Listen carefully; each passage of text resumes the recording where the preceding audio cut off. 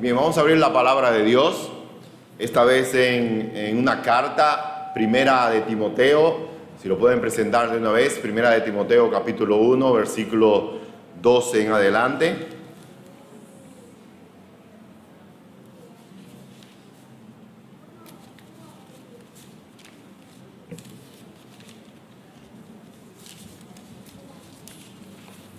Primera carta a Timoteo, capítulo 1, verso 12.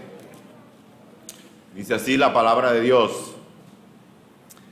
Doy gracias al que me fortaleció, a Cristo Jesús, nuestro Señor, porque me tuvo por fiel, poniéndome en el ministerio, habiendo yo sido antes blasfemo, perseguidor e injuriador, mas fui recibido a misericordia, porque lo hice por ignorancia en incredulidad.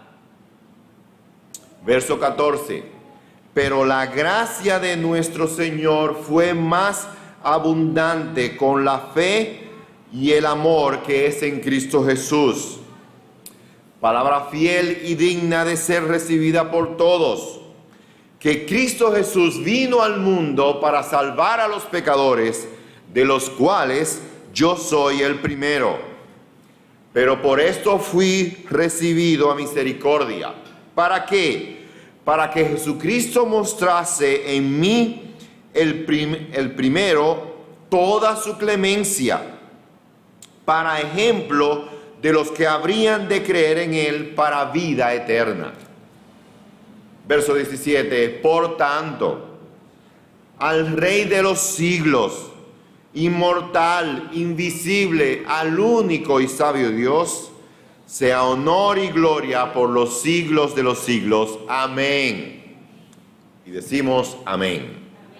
Vamos a orar. Inclinamos nuestras cabezas y oremos al Señor. Padre nuestro que estás en los cielos, alabamos y glorificamos tu nombre. Queremos darte gracias por la oportunidad que nos das, oh Dios, del poder estar reunidos, el poder compartir tu misericordia y tu gracia y el poder hablar tu palabra a todo lo que están aquí en esta noche. Señor, pedimos que estas palabras puedan llenar de vida a aquel que está desalentado, a aquella que está desalentada, Señor, y que tú te glorifiques en ellos. En el nombre de Cristo. Amén. Amén. No sé cuál es la perspectiva, cómo nos vemos a nosotros mismos. Es importante en el mundo de hoy y durante toda la existencia, es importante que el hombre y la mujer se puedan ver en un marco de referencia favorable. Cómo yo soy, qué cosas he adquirido, cuáles son las cosas que me hacen feliz, cuáles cosas son las que me preocupan. Son algo que preguntas que vienen a nuestra mente y llenan todo nuestro pensamiento a veces de preocupación porque deseamos llegar más lejos o deseamos adquirir más y más cosas. La porción que acabamos de leer es un hombre que estaba en esa situación, pero podemos ver de inmediato que era una persona agradecida, una persona que daba gracias, porque cuando él se veía lo que él era y se veía ahora lo que es, tenía que dar las gracias. Y esa gracia que él podía manifestar debido a su condición en que estaba en este momento, era debido a la gracia y a la misericordia de Dios. Se cuenta que un hombre, y posiblemente fue un sueño, fue al cielo. Este hombre llegó duro y campante al cielo y se encontró con San Pedro. San Pedro, claro, no está a la puerta. Hay que aclarar eso, pero es lo que la gente cree. Bueno, San Pedro tiene la llave y es que abre la puerta. Pero este hombre llegó al cielo y dijo, fui trasladado aquí al cielo, ahora voy a ver si me dan entrada. San Pedro lo recibió y le dijo, mira, tú estás aquí, pero ¿sabes qué? Que te vamos a hacer algunas preguntas porque dependiendo cómo haya sido tu vida y las cosas que hayas hecho, debes de llegar a los 100 puntos para poder entrar al cielo. Y dijo el hombre, no importa, eso me lo gano yo. Entonces el hombre entendió y dijo, mira, en primer lugar, yo fui durante mi vida un hombre que estuve casado 53 años con mi mujer y nunca le fue infiel. ¡Wow! Dijo San Pedro, pero qué bien. Por todo eso te ha ganado 3 puntos. ¿Cómo va a ser? Con 53 años de fidelidad, pero no importa. Entonces el hombre prosiguió su relato. ¿Sabes qué? Que asistía a la iglesia todos los días. A las reuniones que me daban del centro y a las reuniones de la iglesia que me invitaban, yo siempre estaba ahí. Yo siempre era fiel. Además, si pedían algo de ofrenda o de diezmo, yo era oriundo y daba mi diezmo. Y dice San Pedro, muy bien, magnífico. Por eso te has ganado 1 punto. ¿Y cuánto faltan? Bueno, faltan 96, dice el hombre. Bueno, está peligroso el asunto. Pero, te voy a decir algo bien. A ver qué te parece esta. Le dice el hombre. Yo he estado trabajando con todos los pobres de mi ciudad. A los vecinos que les faltaba comida, yo siempre le daba comida y ropa y todo lo que necesitaba. Y dijo San Pedro, ya, fantástico. Por todo eso te ha ganado 2 puntos. 2 puntos, dice el hombre. Pero si yo voy para este camino, solo la gracia de Dios permitirá que yo entre al cielo. Y dijo Pedro, exactamente, ya puedes entrar. ¿Saben qué? Solo la gracia de Dios puede hacer que nosotros podamos llegar a lo que Dios quiere y sobre todo que lleguemos a la vida eterna. En el pasaje nos encontramos con 2 escenarios que están claramente marcados. Vemos cómo es el hombre, cómo es el comportamiento del hombre sin Dios, y vemos a Dios cómo es Él y cómo se comporta con ese hombre que no quiere saber de Él. Por eso en esta noche, queridas damas y caballeros, algunos que están, porque entiendo que es así, vamos a compartir el tema acerca de un Dios misericordioso que muestra su amor hacia el hombre que no lo merece. Un Dios misericordioso que muestra su amor hacia el hombre que no lo merece. Y cuando hablamos de hombre, hablamos de humanidad. Y es que esa es una realidad que todas las personas tienen que tener claro. Ninguno de los que estamos aquí merecemos ir al cielo. Uno de los textos que decía la poesía, creo que el primero de ellos, hablaba de que no hay ni uno bueno, ni siquiera uno. No hay quien busque a Dios. El texto nos deja ver claramente lo que Dios es, el Dios maravilloso. Y Dios es primeramente un Dios que muestra su gracia. Es un Dios que muestra su gracia. Dice el versículo número 14, pero la gracia de nuestro Señor. ¿Y qué es la palabra gracia? La palabra gracia significa un favor que usted le hace a alguien sin esa persona merecerla. Vamos a suponer que usted está en su barrio, está en su casa y hay un ladroncito en el barrio. Todos saben que ese es el ladrón. Nadie deja su puerta abierta cuando fulano de tal cruza, porque ese es el ladrón. Bueno, un día, lamentablemente, al ladrón viene en la avenida y lo choca un motor. Y todos lo ven. Dice muchos, se lo merecía. Se lo merecía. ¿Por qué? Por ladrón. Porque de seguro estaba robando y le pasó eso. Pero viene alguien y dice, yo sé que fulano de tal es un ladrón. Pero ¿saben qué? Yo lo voy a montar en mi carro y lo voy a llevar a ¿dónde? A Rodolfo que está más cerca, para que lo sanen. ¿Sabe qué hizo esa persona? Tuvo gracia para con él, porque ayudó a alguien que estaba en un problema, pero que no lo merecía. Pero también Dios no solo es un Dios de gracia, sino es un Dios de misericordia. Y la palabra misericordia significa el tener favor y compasión sobre alguien que está en un problema. Y aquí se diferencia el ladrón para una pobre viejecita que está en tu barrio también. Esa pobre mujer, los hijos no se ocupan de ella, se fueron por ahí y andan lejísimos, y a veces que vienen y la acompañan.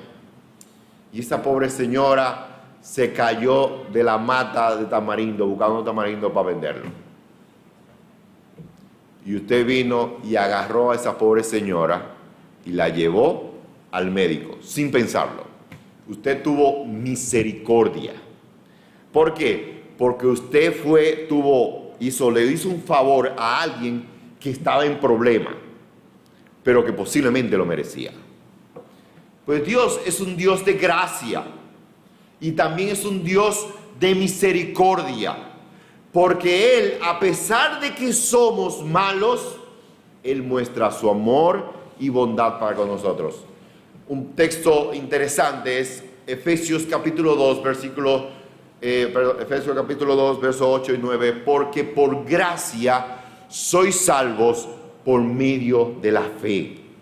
Y esto no es de vosotros, pues es un don de Dios. El apóstol Pablo nos dice que Dios es un Dios de gracia y que muestra su gracia. Ahora bien, ¿cómo podemos ver que Dios muestra su gracia? ¿Cómo podemos ver que Dios muestra su misericordia? En primer lugar, hay lo que se llama la gracia común. Dios es bueno para todo el mundo porque deja salir el sol para todas las personas. ¿O no? Dios no agarra el sol y lo pone para un ladito donde están los cristianos del kilómetro 25 y para este lado. No. Dios hace salir el sol para todo el mundo. Es su gracia común, el sol, el clima en el sentido general. Pero Dios muestra su gracia especial también para con la humanidad, porque Él es misericordioso y grande en misericordia. Ahora, según el texto, ¿de qué forma Dios da a demostrar su gracia? La forma más grandiosa que Dios ha dado a demostrar su gracia es dándose para morir por el pecador.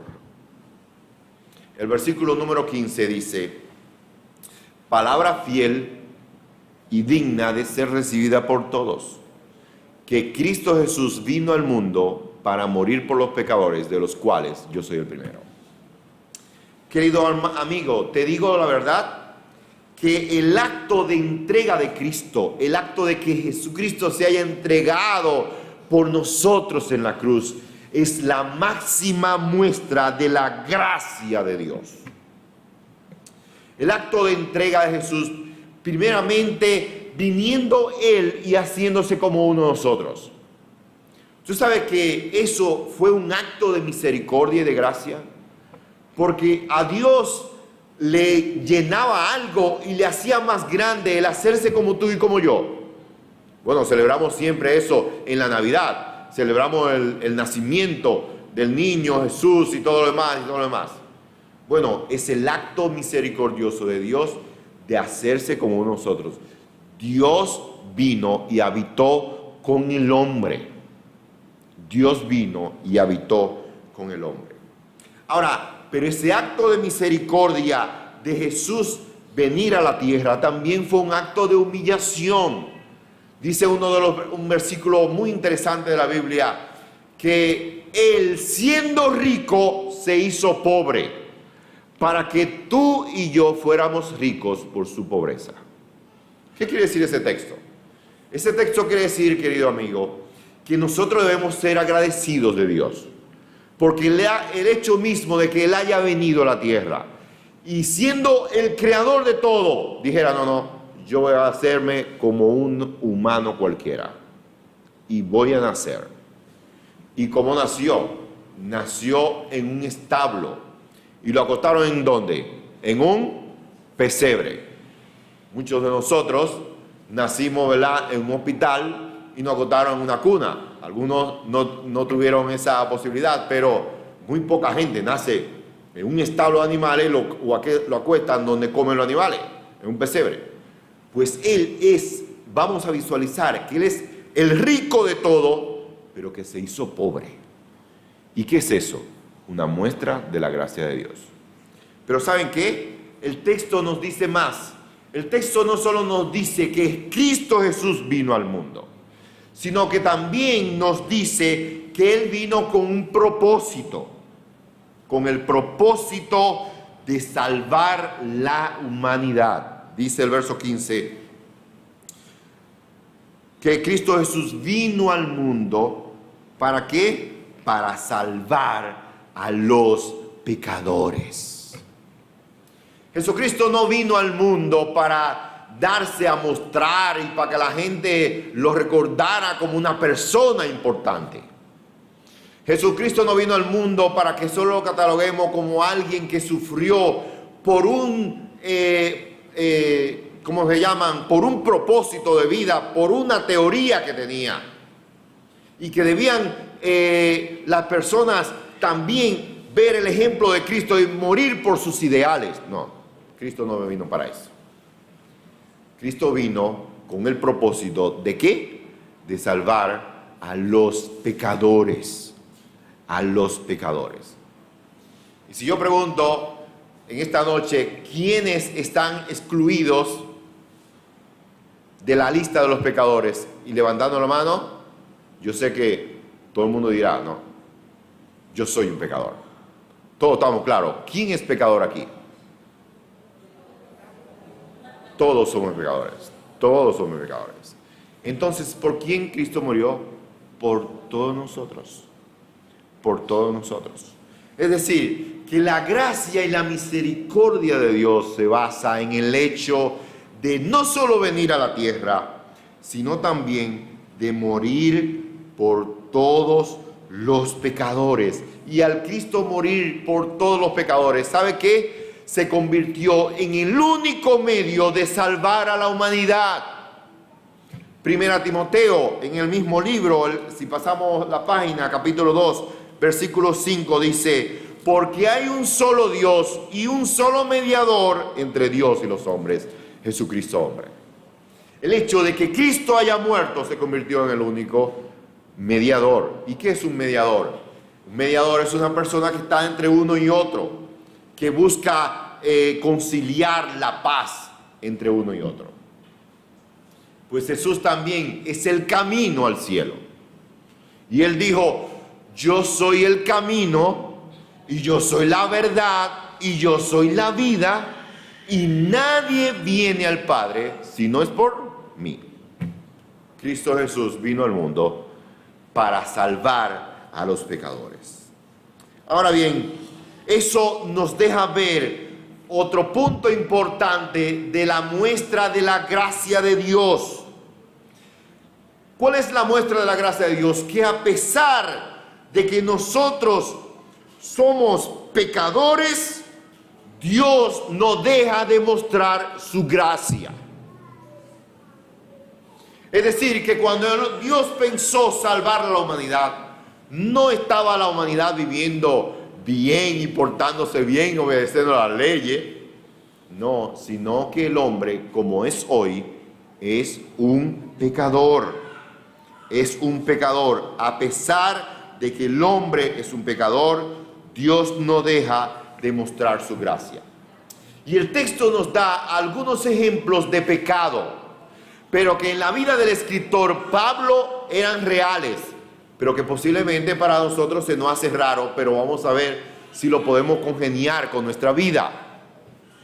Dice en el versículo número 13 del texto que estamos leyendo: habiendo sido yo, dice Pablo, antes blasfemo, perseguidor e injuriador, mas fui recibido a misericordia porque lo hice por ignorancia e incredulidad. El pecado es todo lo que hacemos en contra de lo que Dios ha dicho, pero también es las cosas buenas que dejamos de hacer que Dios dice que hagamos. Es decir, que no solamente es tú matar, robar, no, sino el hecho de ser incrédulo a Cristo, también eres un pecador. Fíjense qué cosa más grande es esa. Y Pablo dice que él es un pecador, pero en el versículo número 15 dice que él es el más grande de los pecadores. Y cuando nosotros nos vemos a nosotros mismos, nos evaluamos, nosotros debemos decir, yo soy el más grande de los pecadores. A veces no venimos a Cristo, ¿sabe por qué? Porque agarramos al vecino y cuando Dios me llama dice, no, pero yo soy más bueno que mi vecino. Yo me merezco más la gloria que él. Yo no soy tan pecador como él. O yo no soy tan pecadora como ella.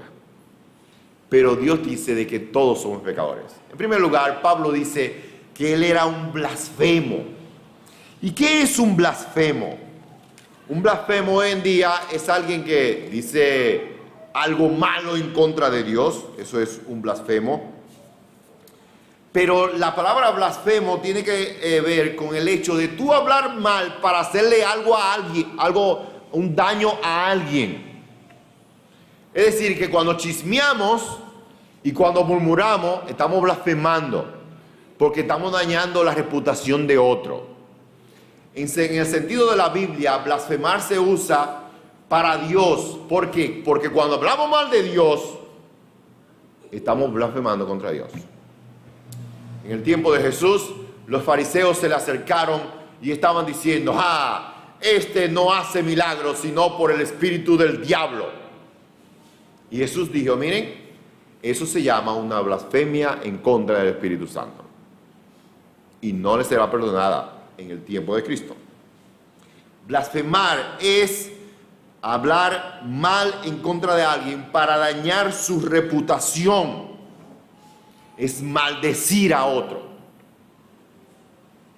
Y quizá tú has dicho, bueno, yo no he hablado mal de nadie, así que eso no me toca. Pero está bien, todavía podemos seguir. Dice Pablo que además él era un perseguidor de la iglesia.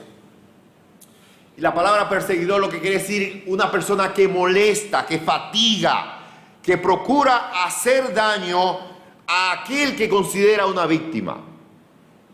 Y ese Pablo que estamos hablando, que es el apóstol antes de venir a Cristo, era una persona que agarraba a los cristianos y lo metía en la cárcel y lo mataba, si era posible. Inclusive fue testigo y fue partícipe de la muerte del primer hombre seguidor de Cristo del Nuevo Testamento que se llamó Esteban. Ese era Pablo. Pues dijo él, mira, yo era un perseguidor.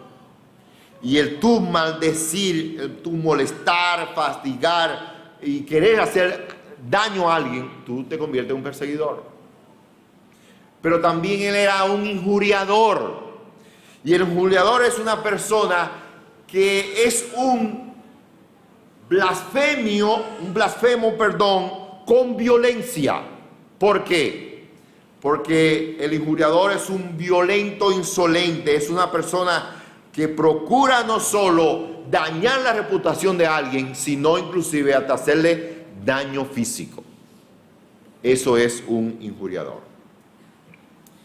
Pues algunos estudiosos, algunos comentaristas dicen que ser blasfemo, perseguidor, injuriador, ¿sabe lo que es eso? Eso es ser un orgulloso. ¿Y qué es ser un orgulloso? Un orgulloso es una persona que se considera que es la más importante del universo y que nadie es más grande que él. Inclusive dice que cuando se compara con Dios es absolutamente importante, mucho más importante. Satanás, el pecado de Satanás, antes de él caer, porque era un ángel de luz, fue el pecado del orgullo. ¿Por qué? Porque él se quería hacer igual a Dios. Así que cuando somos orgullosos, Somos pecadores. ¿Eres orgulloso? Pues entonces eres un pecador. Pero además dice el texto que el apóstol Pablo dice que él era un ignorante, que él hacía esos pecados por ignorancia, y la palabra ignorante habla de ceguera, y sobre todo de ceguera espiritual. Una persona que ha escuchado el Evangelio, a pesar de venir muchas veces a escuchar el Evangelio, en ciertas ocasiones es un ciego espiritual. ¿Por qué? Porque la ceguera espiritual la produce Satanás. Porque cada vez que te hablamos el Evangelio y cada vez que se te habla el Evangelio y tú no crees al Evangelio, ¿tú sabes lo que pasó? Que Satanás te puso una venda en los ojos espirituales para que no entiendas. Y el hecho de dejarte cegar de Satanás, el hecho de dejar que Satanás actúe de esa manera en ti, también te convierte en un pecador. Pero además dice que Pablo, él era un incrédulo. La palabra incrédulo es aquel que no tiene fe.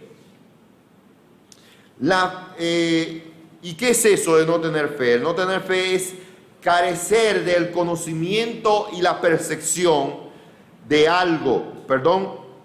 No tener fe es el no disponerse de corazón a entregarse a Cristo como Salvador. Eso es una palabra incrédulo, sin fe. ¿Y sabe cuál es el pecado que nos va a condenar? La incredulidad.